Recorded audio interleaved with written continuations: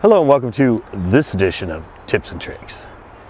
Now today I'm going to be talking about the best baits to use from shore in non-weedy lakes. If you noticed the last few months with my shows, all these lakes I've been going to, Anderson, Coyote, Chesbro, Uvis, they all look like gravel pits. It happens a lot in lakes here in California when they're drawn down really quick. The weeds just don't grow, or they drop, a foot or something every couple weeks, something like that, so they just don't get very weedy.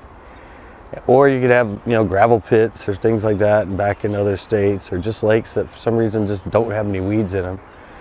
And when you have no weeds, you're basically structure fishing. Other than looking at shore and kind of seeing like, oh, well, there's a point there, it looks like a gully comes in and that, you don't really have any visual targets. If there's a good grass bed or good mats or something like that, you're all like, that's where you would target. And you'd probably throw your frog over it or a topwater bait or something. But you're out there and there's just nothing. Nothing but basically what's on the bottom.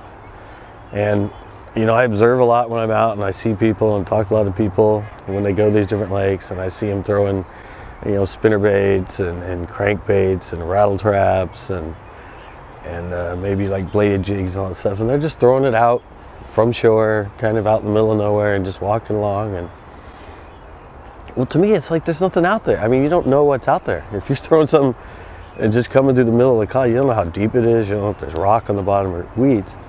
So for me, the best baits are pretty much all the ones you've seen me using in all these lakes that have been new to me and pretty much have no weeds. And those are the drop shot. I always fish the drop shot.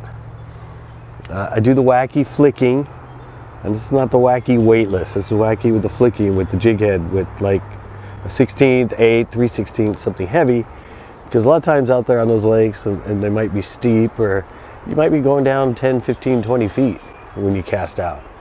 And if you're doing something weightless, it's going to take forever. Weightless wacky is something you throw right up against the reeds and stuff. It's shallow, but the flick 'em with it wacky is really good for going down 15, 20 feet and working it over structure down on the bottom.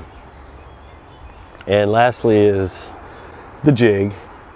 And if not the jig, a Texas rig, either like Creature or even old school, just 6-inch plastic worm. And I will usually start with the jig, because like I said, there's no visuals to look at. You might see a point and it goes out, but you don't know if that point, it has rock up above and you think, oh, that's a rocky point. But from there on out, it could just be sand. Or it could just drop and there's not really any point, it's just like a bend. So with the jig, I can throw it out and I can really just, like a sonar, just tell where there's a rock, or if a rock's here and if it goes down like this, or if it's a little bit deeper here or a little bit shallower here. But when I have the jig and something heavy, then I know exactly what's down there, and maybe if there's a drop off, or like I said, heavy big rock, or maybe just little rock, or maybe scattered wood. So I almost always start with this, because that's giving me an idea of where to focus, where the hot spots and where the fish are going to be. Because the fish are going to want something to orient around, which is some sort of structure. And in a non-weedy lake, like I said, there's nothing out there. It's all just shoreline, and sometimes steeper or shallower, but you got to look for it. You got to figure out exactly how it's laid out, what's down there. And that's why I use a jig or a Texas rig worm or Creature bait. Then once I find out where that good stuff is, that's when I'll go back with the drop shot and the flicking and work it once I know. Because with the flicking and the drop shot, yeah, you can kind of feel the rock and stuff down there, but usually with drop shot, you're using lighter weight, so you can't really feel it that good and tell exactly how it's laid out. And the same thing with the flicking.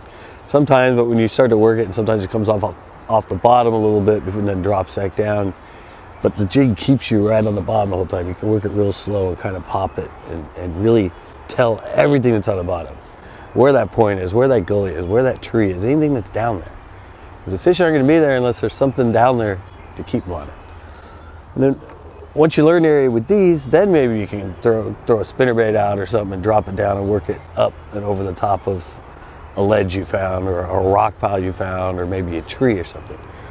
But you need to start with something like this. in non-weedy lakes. Something you can scour the bottom and figure out where that structure is that's going to be holding the fish. Just showing up and going along and throwing a spinnerbait out. I mean, you might be throwing it in 2 feet of water and it's 20 feet deep and the fish are on the ledge down there, and you're just trying to get fish. And I mean, if they're being visual, I mean, if they're chasing all that, sure. And sure, along with these, I mean, yeah, bring jerk baits, bring all your usual baits, but to start off with, these are my choice. Something that you want on the bottom, something so you can figure out exactly how the bottom's laid out. Because a non-weedy lakes, it just looks like nothing.